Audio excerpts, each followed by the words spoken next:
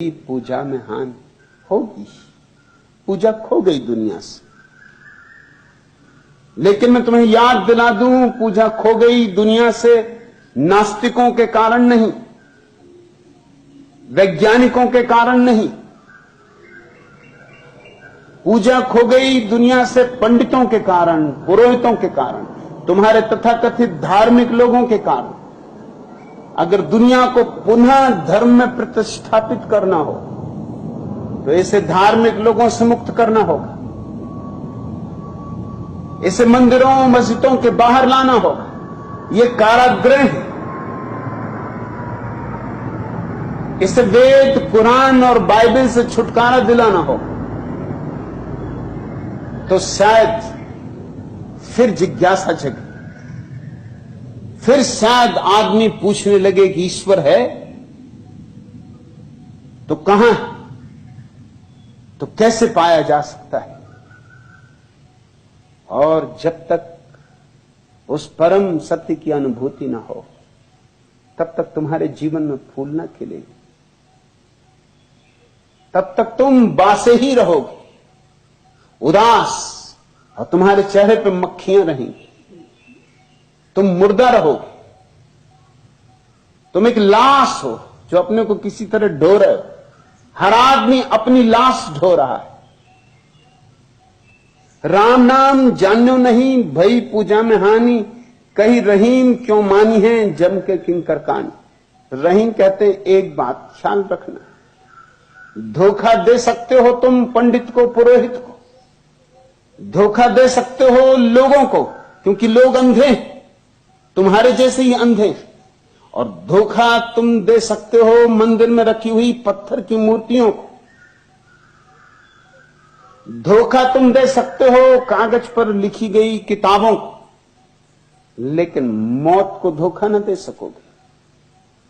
और जब मौत द्वार पर दस्तक देगी तब बहुत पछताओ, बहुत बहुत पछताओ, क्योंकि फिर क्षण भर का भी अवसर न बचेगा। कहीं रहीम क्यों मानी है, एक बात पक्की समझ लेना, रहीम कहते कि जब मौत के दूत तुम्हारे द्वार पर खड़े हो जाएंगे तो तुम्हारी धोखाधड़ी की पूजा प्रार्थना को नहीं मानेंगे। मौत को तो केवल वही जीत पाता है जो अपने भीतर के अमृत को जान लेता है, और उसी अमृत का नाम राम। या कहो रहीम, या कहो रहमान, या कहो अल्लाह, कुछ फर्क नहीं पड़ता।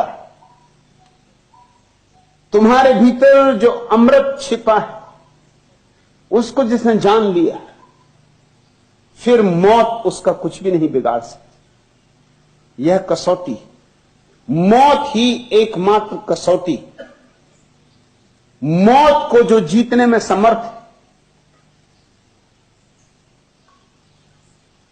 मौत जिसका कुछ भी ना बिगाड़ पाएगी। शरीर तो जाए, शरीर मिट्टी, तो बीज की मिट्टी तो मिट्टी में समा जाएगी, लेकिन शरीर ही नहीं हो तुम।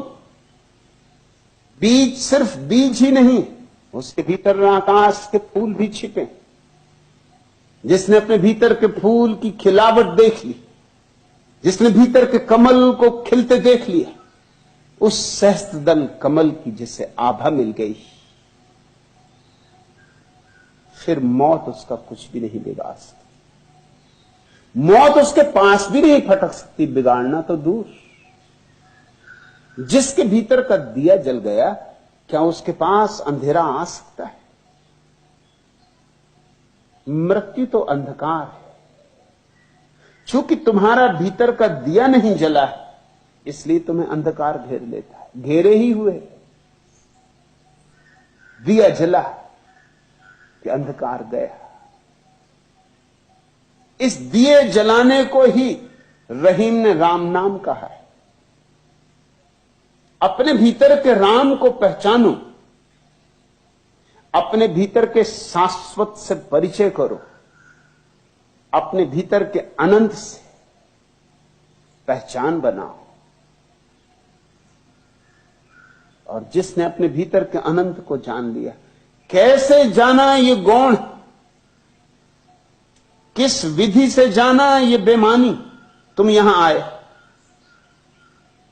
तुम ट्रेन से आए, बस से आए, हवाई जहाज से आए, कि पैदल चल के आए, कि रेलगाड़ी में आए, कि बैलगाड़ी में आए, क्या फर्क पड़ता है? तुम आ गए, फर्क इससे पड़ता है